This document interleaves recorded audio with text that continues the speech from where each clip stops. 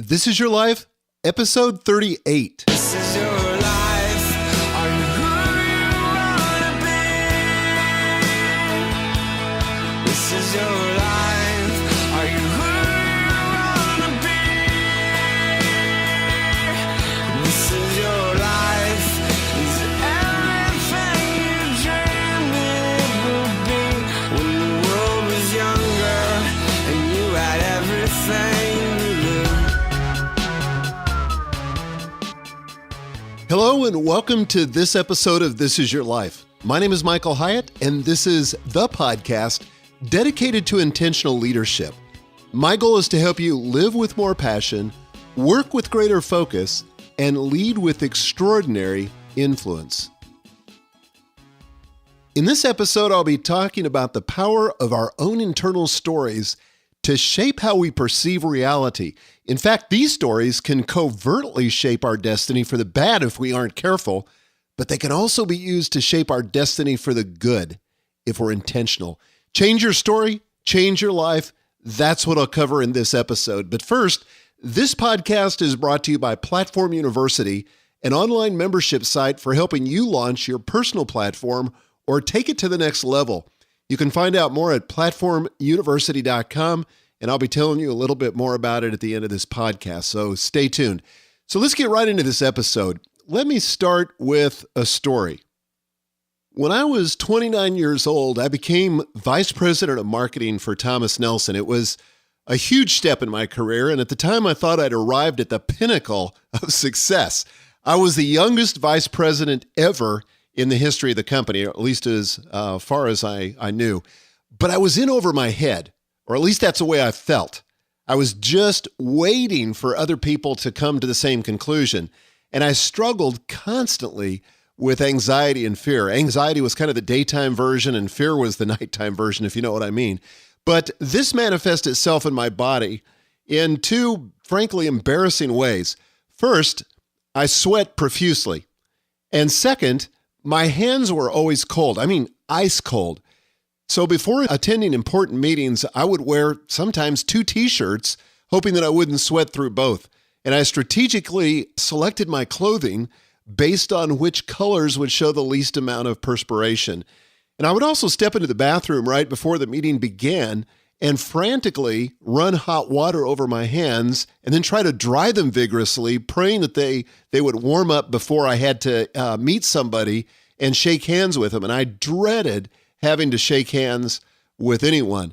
And at some point, I realized that the problem was not in my body. It was in my head. And I was telling myself a bad story. And mine went something like this. You're too young for this job.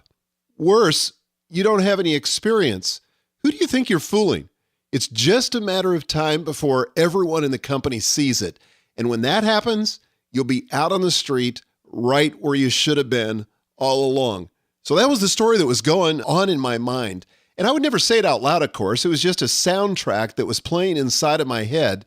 And things didn't change until I became aware of the story and took control of the narrative. And I started telling myself a different story. And I'll tell you more about that in a little bit. But I think almost every problem we experience can be traced back to the stories that we tell ourselves. And there may be a good reason for these stories, but in the end, they produce bad outcomes if they're left unchecked. For example, I have a friend who's been unemployed now for a couple of years, and this is a person who's extremely smart, well-educated, articulate, attractive, but he's basically given up in his quest to find a job, and it's really been difficult to watch him sink further and further into depression. But the worst part of it is that he's begun telling himself a bad story. He's telling himself, no one wants to hire someone my age when they can hire someone younger for less money. That's the story, or a version of the story that's going around and around in his head. And my fear is that when he goes in for an interview, people pick up on this. And guess what? They follow his lead. Have you ever met someone who is young and lethargic, someone who didn't have much energy? Well, of course you have. I have too. And conversely, have you ever met someone who was old, so to speak, yet full of energy and vitality? Yeah, we've all done that too. This has nothing to do with their actual age. It has everything to do with their state of mind. And in my friend's case, he's convinced himself by telling himself this story that he's too old to get a job. I have another friend who was abandoned by her dad. And obviously, this was horrible. I can't imagine how painful that must have been for her. But she's taken that experience, which obviously was big and significant in her life, but she's created an entire narrative around it. And it goes like this: everyone I get close to eventually leaves me. And guess what? That's exactly what happens, because she believes her story. She looks for the evidence to support it, and it influences how she relates to the men she dates. And over time, this story gets reinforced, and she believes it's the truth, and that's just how things are. But the only problem is it's a lie. She's a wonderful, beautiful girl, and there are lots of people like Gail and I who want to be around her and enjoy her company. But she discounts that kind of evidence. Why? Because of the story she's allowing to play in the theater of her mind. The bottom line is that you don't have to be controlled by bad stories. You can take control of them. You can change your life by changing your story. And I'd like to suggest 5 ways to take control of the narrative in your head. Number 1, recognize the voice in your head. You have to realize that this voice is not you. It pretends to be you. It might even sound like you. It probably, in fact, does sound like you. It talks to you in your own voice, but it's not. Maybe it's coming from your parents. Maybe it's coming from a teacher or an abusive spouse. It doesn't matter. Just recognize that it's happening. All you're trying to do in this stage is become aware that there's a narrator and he's telling you how things are, or at least how he perceives them to be, and what you need to believe about reality. So recognize the voice that's in your head. Number 2, jot down what the voice is saying. This can be really helpful. It might be something like, I'm too young, or I'm too old, or I'm not very well educated, or I'm overeducated, or I don't have enough experience, or I don't have the right experience, or I can't write, or I always quit, or I'm not creative, or I always eventually fail, or I'm not very good with money. It could be literally anything, but listen carefully and write it down word for word. And by the way, you might have some stories that are positive too, like, I'm really pretty smart, or I have a great family, or I'm a good singer, or I'm good with people, or I always follow through, or I'm responsive. Notice that this voice, again, usually speaks in the first person, just like it's you. So step number 2, jot down what the voice is saying. Step number 3, evaluate whether the story is empowering. Is it enabling you to accomplish the outcomes you want? Or is it preventing you from doing so? Be honest. Sometimes, I'm sorry to say, people are addicted to their problems and the stories that create them. Maybe it gives them a sense of certainty. Maybe it gives them a sense of drama or significance because they're at the center, even of a bad story. But evaluate whether the story is empowering. Step number 4, and this is where it starts to get interesting.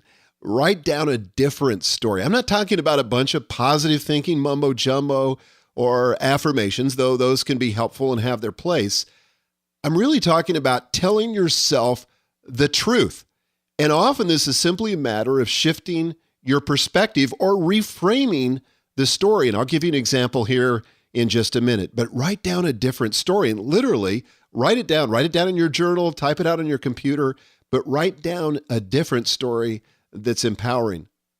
And then step number 5, start telling yourself this new story. Every time your inner narrator begins telling the old story, stop him. Say, no, that's baloney. Here's the truth. Then repeat your new story. And it may feel awkward at first, like putting on a coat that's too big. But if you keep telling yourself the truth, it will eventually fit and you'll get more comfortable with it. So back to my original story when I was 29 years old and feeling like I was in over my head. Once I realized that I was telling myself a bad story, I crafted a new one. And here's how the new version went. Yes, you are young. This gives you tremendous energy. You also don't have a lot of experience, which is why it's easier for you to think outside the box. God has provided everything you need to be successful in this situation. Even if you fail, you will learn something from it. You can't lose, you can only quit, and you most certainly are not a quitter. That story, that simple narrative, that reframing of the original situation, that changed everything for me. And it didn't happen overnight, but more quickly than I expected. And the physical symptoms gradually disappeared as I focused on the story rather than the behavior. And now, instead of focusing on the behavior I want to change, when I want to change a behavior, I focus on the story I'm telling myself. So again, in summary, here are 5 ways you can take control of the narrative in your head. Maybe you think of these as steps or ways, whatever. But step number 1, recognize the voice in your head. Recognize that there is a narrator that lives inside your head. It often sounds like you, but it's not you. But recognize the voice in your head. Step number 2, jot down what that voice is saying. You're not going to let him get away without being challenged. So jot down what the voice is saying. Step number 3, evaluate whether the story is empowering. Is this helping you get to where you want to go? Or is it hindering you from getting where you want to go? Step number 4, write down a different story. Literally craft this. This is your life. You're not just writing a story to tell to somebody else, but this is your story, the one that's shaping your actions and having control over the outcomes that you're experiencing. So write down a different story. And then number 5, start telling yourself this new story intentionally. And it may feel awkward at first, but the more you do it, the more you'll own it, step into it, and it will become your story and your reality. So with that, let's get to some listener questions. And the first one comes from Jana. This is Jana Botkin from Three Rivers, California. I blog at janabotkin.net. Sometimes I wonder if I'm just telling myself a story of delusional optimism to drown out the harshness of reality based on facts and experience. Do you have any wisdom on how to recognize which storyline is the truth? Thanks, Michael. Jenna, I don't think I've ever met anyone who was too optimistic, at least to the point of delusional. I've met lots and lots of people who are too pessimistic, and that's negatively influencing the outcome in their life. So if I were going to err, I think it would be on the side of delusional optimism if I had to. Now, I'm not saying that you should make hope a strategy, kind of put yourself in a place of denial. I'm not recommending that. You've got to deal, as I've said in previous episodes, with the most brutal aspects of your current reality. You've got to acknowledge those and be willing to deal with them. But there's every reason to be optimistic. And I think to focus on those things in many ways leads to a positive outcome. So I would let yourself go there and not worry too much about it. Let yourself be delusionally optimistic if necessary. And I think it's going to be a lot closer to the truth for most of us than the kind of pessimism that we so easily slip into that negatively affects the outcomes. The next question comes from Julie. Hi, my name is Julie Sunny, and my blog is juliesunny.com. My narrator often takes me in a million directions. Can you offer some pointers for focusing our inner stories? Julie, I think that's a common experience. I certainly have it, where my mind is racing and I've got 1,001 thoughts. This is one of the reasons why I try to start every single day with being quiet and still. I'm not planning my day. I'm not praying. I'm not thinking about yesterday. I'm not thinking about my task list for today. But I literally sit down and get quiet first thing in the morning for 15 minutes. I listen to a musical track of the ocean, and it's timed. I actually edited the file myself, but it lasts exactly 15 minutes and then it fades out. But during this time, it enables me to let all those thoughts kind of settle like sediment in a jar of muddy water. And so I let that settle and try not to think about anything else. And it's become a great discipline for me to get control of my thought life. And I find myself drawing upon that experience throughout the day when I feel overwhelmed by a lot of different thoughts and being pulled in a million different directions. That helps me. Another thing that helps me is having a task list where I know what's the most important, the next most important thing. And I simply work through that list. I arrange it in the order of importance in the morning before I begin my work, and then I systematically work through it. And obviously there are interruptions, things that I didn't count on or things that I couldn't have anticipated that interrupt my day, and that's okay too. I just deal with those as they happen. But I try to deal with the next most important thing and try to stay focused in that way. So hopefully those two things will help you. The next question comes from Mary. Hi, this is Mary Demuth of marydemuth.com, and my question is, when you are living your story and you continue to do the same thing over and over again and getting the same crummy result, how do you encourage yourself to think differently and no longer do that thing that's not working? Thanks so much and have a great day. Mary, one of the things I appreciate about you is just your honesty, and you and I are friends, and this is something that I really have grown to appreciate about you. So thank you for that. I think the reason that we get into this situation where we are doing the same things over and over again and we're getting the same crummy result is because we're kind of living our life unconsciously. We're not aware of this narration that's going on in our head, and we're being programmed by it. We're just not aware of it. So I think the first step is just awareness, to realize there's this story that's going on in my brain, as I said earlier, and it's affecting my behavior and it's affecting the outcomes that I'm experiencing. So let me chase this thing back to its source and change the story. And you're a storyteller. And so this is something that you really should, and I'll bet really do excel at. You just have got to write yourself a story for this particular behavior that you're doing over and over again and change it. Change it at the story level and see if it begins to affect your behavior. And I'd love to hear a report back from you and see if you were able to do that. The next question comes from Noah. Hi, this is Noah Coley from Terre Haute, Indiana. I enable others to live lives at full potential through writing at theaddictionblog.com. One of the challenges I face as an addictions counselor is helping others realize that they are the authors of their own narrative. Because of their situation, they lose their sense of ownership, and therefore that life just happened to them. What's your best advice regarding helping others become proactive in their story rather than reactive? No, I think one of the best things that you can do in this situation is simply make your clients, the people you're counseling, aware of the fact that there's another possibility, that there is, in fact, this narration that's going on inside their head, and they don't have to be the victim of a bad story or the framing of a bad story. You know, I think the distinction that helped me was to realize that there are things that happen to us in life, and then there's the meaning that we assign to those things. And oftentimes the meaning is wrong, or at least it's not empowering. And so to ask, okay, let's look at what happened, and then let's look at the range of possible interpretations or the meanings that we could put on that. And just to ask them the question, is there another meaning, or is there another way that you could frame this or look at this? And oftentimes they've gotten into such a habit of only framing it in a negative way or a way that's construed totally against them and is the least empowering, that just asking that question and pushing them to ask whether there's a different interpretation or a different meaning will open up the possibilities to them. So that's where I would start, is just keep asking. Help them see that there's a variety of ways that they can interpret this. There's not just one way. The interpretation of the event is rarely the truth, and there's often a better way to interpret it or understand the meaning. The next question comes from Russ. Hi, Michael. Russ Hess in Broken Arrow, Oklahoma. I blog at russhess.com. Compliments on your book platform. You mentioned changing your story is a way to change your life.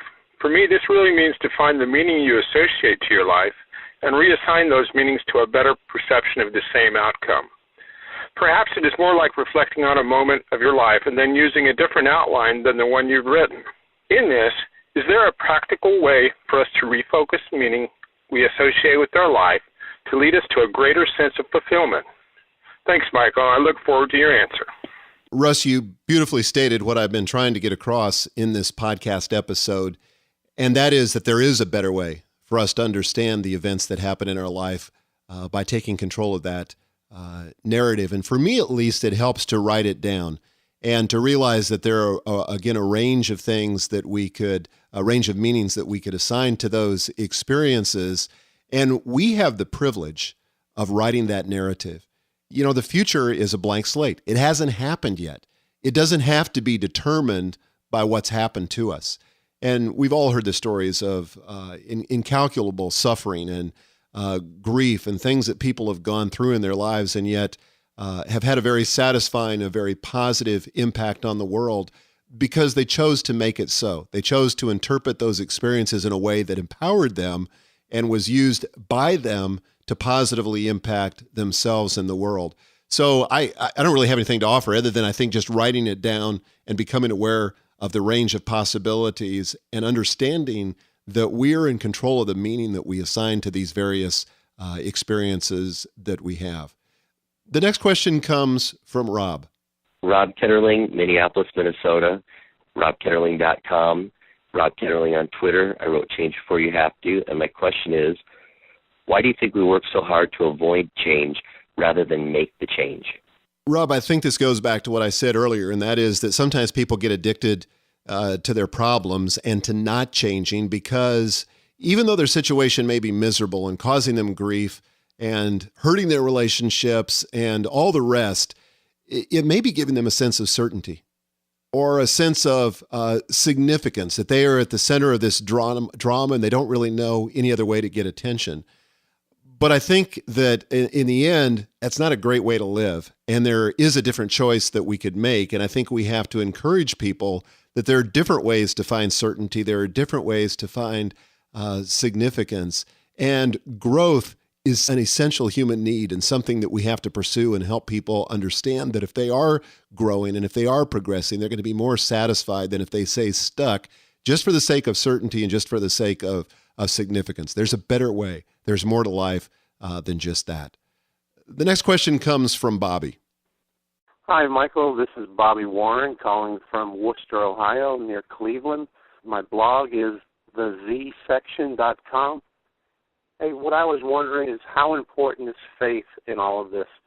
And thanks for all you do to help people like me. Bobby, for me, faith is all important. You know, my worldview begins really with the idea that there is a God and a God who loves me and a God who is at work, working all things together for good to me and to all those who love him and are called according to his purpose, as Romans 8:28 says. So for me, faith is everything. It informs my worldview. It informs the fact that I believe that the things that happen to me are for good, and I need to interpret them in that way and assign meaning to them in that way and not see them as something negative. Ultimately, I don't have to believe that kind of stuff. I don't have to believe that these things are out to destroy me. I certainly don't believe that God is out to destroy me. I believe that God is for me, and I believe that God is for you, and God is for everyone. We just need to have our understanding informed by that, informed by our faith, and I think it will really have an impact on how we live out our lives and the outcomes that we experience. So thanks for that. So let me just end this segment of the podcast with this question. What story do you want to change? And if you did, how might this change your behavior and the outcomes that you're currently experiencing? Well, to comment on this episode, go to my blog at michaelhyatt.com/038, as in episode 38.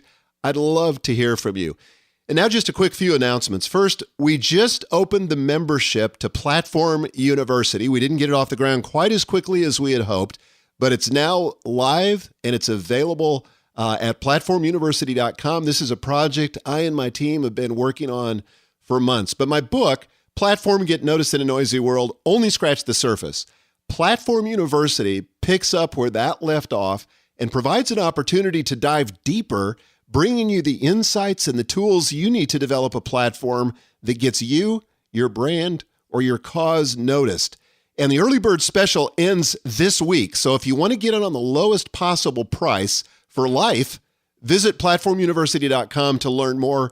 I think you'll find that it's very affordable and a great value. Second announcement, we still have a few tickets left for the Platform Conference, which will be held here in Nashville on February the 11th through the 13th, 2013, just a couple of weeks away.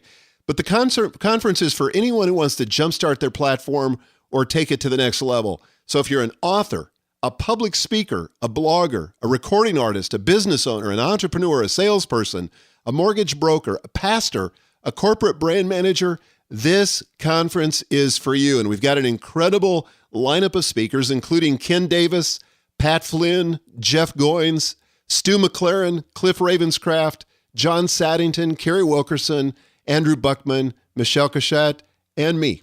And you can get all the details at platformconference.tv. There's a link in the show notes.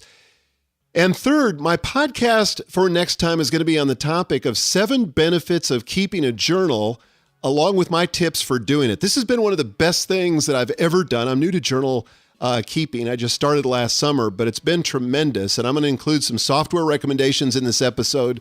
But if you've got a question about this topic, please leave me a voicemail message at michaelhyatt.com/podcast question. This is a terrific way to cross-promote your blog or website because I'll link to it just like I did with the callers in this episode. Well, that's it for this episode of This Is Your Life. I'd also be grateful if you would rate my podcast on iTunes. That helps tremendously with keeping my podcast visible so people who have never heard of it can discover it. And if you'd like to comment on this episode, please go to michaelhyatt.com, go to the show notes for this episode, and scroll down to the comments section. I'd love to hear from you, whether it's a comment, a question, or whatever. But until next time, remember, your life is a gift. Now go make it count. This is your